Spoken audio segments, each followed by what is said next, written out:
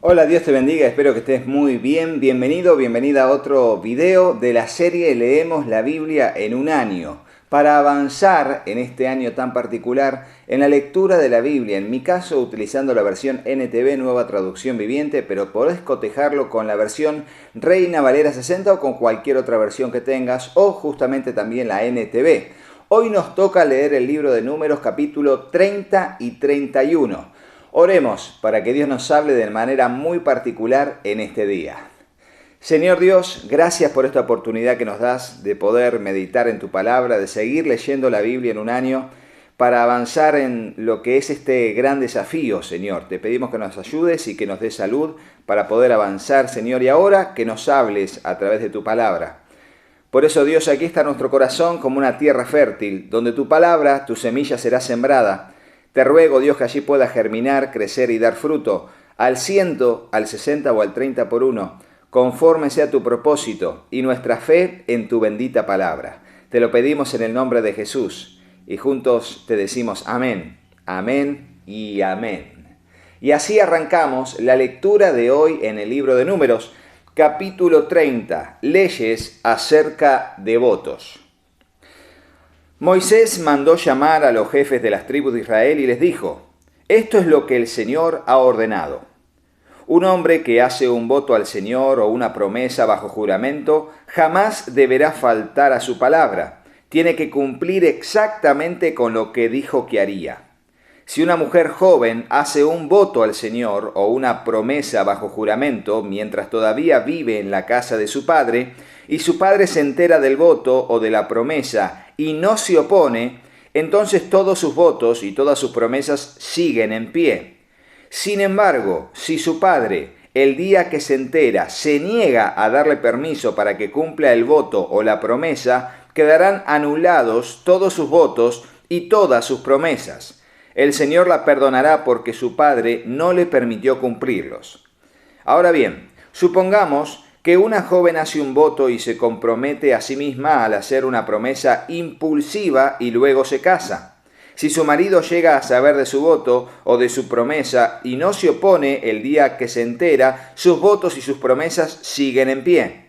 Sin embargo, si su marido se niega a aceptar su voto o promesa impulsiva el día que se entera, sus compromisos quedarán anulados y el Señor la perdonará. Pero si se trata de una viuda o de una divorciada, esta persona deberá cumplir todos sus votos y todas sus promesas. Ahora bien, supongamos que una mujer está casada y vive en casa de su esposo cuando ella hace un voto y se compromete a sí misma con una promesa. Si su marido se entera y no se opone, entonces su voto o su promesa sigue en pie.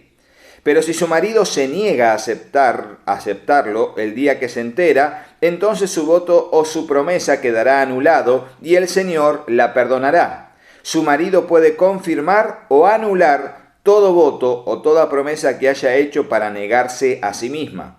Pero si no se opone el día que se entera, esto significa que está de acuerdo con todos sus votos y todas sus promesas.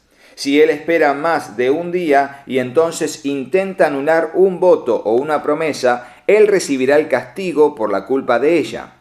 Estas son las ordenanzas que el Señor le dio a Moisés acerca de las relaciones entre el hombre y su esposa y entre el padre y su hija joven que todavía vive en su casa. Fíjense que de eso se trata simplemente, el hecho de que una joven, sea soltera, tenía que estar sujeta a su padre.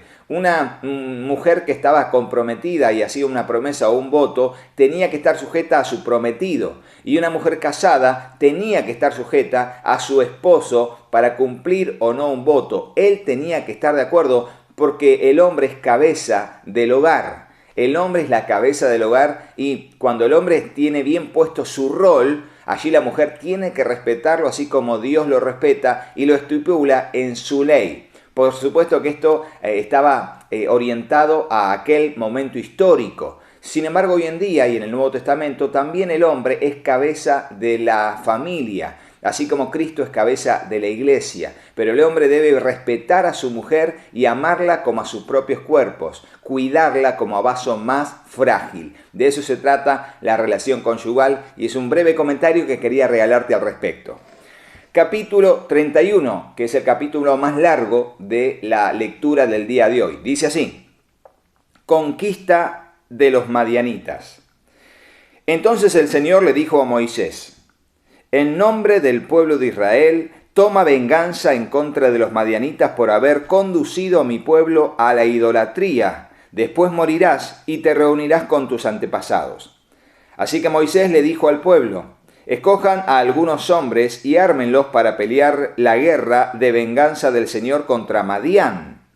De cada tribu de Israel envían 1000 hombres a la batalla. Entonces escogieron a 1000 hombres de cada tribu de Israel. En total reunieron a 12.000 hombres armados para la batalla. Así que Moisés envió a 1000 hombres de cada tribu, a Finés, hijo del sacerdote Eleazar, y los dirigió en la batalla. Llevaban los objetos sagrados del santuario y las trompetas para dar la orden de ataque. Así que atacaron a Madián, tal como el Señor le había ordenado a Moisés, y mataron a todos los hombres. Los 5 reyes madianitas, Evi, Requem, Sur, Ur y Reba, murieron en batalla. También mataron a espada a Balaam, hijo de Beor. Fíjense aquí cómo aquel profeta que habíamos leído hace capítulos anteriores, que había estado allí y había bendecido al pueblo de Israel, aunque Balaam quería que lo maldiga, muere en esta batalla.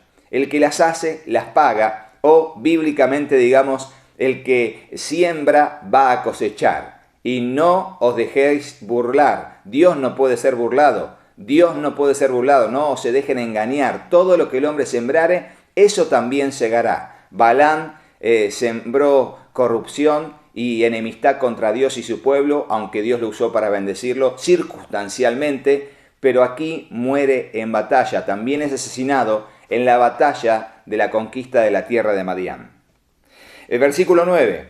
El ejército israelita capturó a las mujeres y a los niños madianitas y tomó como botín el ganado y los rebaños y toda su riqueza.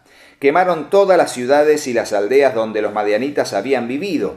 También se reunieron, después que reunieron el botín y a los cautivos, tanto personas como animales, llevaron todo a Moisés, al sacerdote Eleazar y a toda la comunidad de Israel que acampaba en las llanuras de Moab, al lado del río Jordán, frente a Jericó.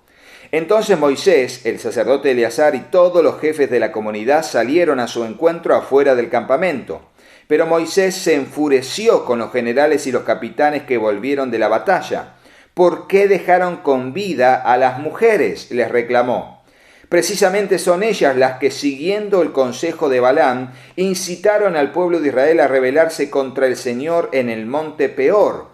Son ellas las que causaron la plaga que hirió al pueblo del Señor.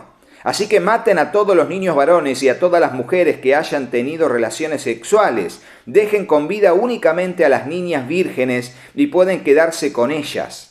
Y todos ustedes, los que hayan matado a alguien o hayan tocado un cadáver, deben permanecer fuera del campamento durante 7 días. Purifíquense ustedes y sus prisioneros en el 3er día y en el 7º.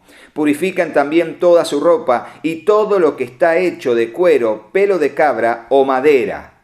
Ahora fíjense que quiero decirles algo que quizás no se dieron cuenta y viene bien el comentario. Nosotros vemos que del capítulo de las bendiciones que les dio Balaam por voluntad de Dios al pueblo de Israel, luego vemos cómo el pueblo peca con las mujeres. Y a partir de allí, al pecar, cometen idolatría, fornicación, y allí son, enjuiciados por Dios con una plaga. Lo recuerdan, pero no dice ese versículo qué pasó en ese momento, cómo fue que sucedió, cómo fue que dieron. Bueno, aquí nos dice en el capítulo 31 que el consejo fue de Balaam. Balaam le aconsejó a los reyes de Moab, a Balac, que lo que hiciese fuera entregar a sus hijas para que pudiesen seducir a los hombres de Israel y llevarlos a la idolatría, y a partir de allí Dios los castigaría por este mal. Pero esa información está un poco más adelante. Por eso es que entendemos que la Biblia se explica a sí misma a través de la misma Biblia. Por eso hay que leer o ver pasajes paralelos o derivarnos de un lugar a otro, tanto del Antiguo Testamento como del Nuevo Testamento, para comprender la verdad bíblica. Aquí vemos que Balaam fue aquel inicuo que aconsejó que sucediera esto, y así fue. Y por eso Moisés se consterna diciendo cómo van a dejar con vida a las mujeres. ¿Quieren volver a repetir la historia? Y de vuelta a lo mismo. Cuando no aprendemos de la historia vuelve a repetirse. Y es así hasta hoy y también en nuestra vida en particular de manera individual.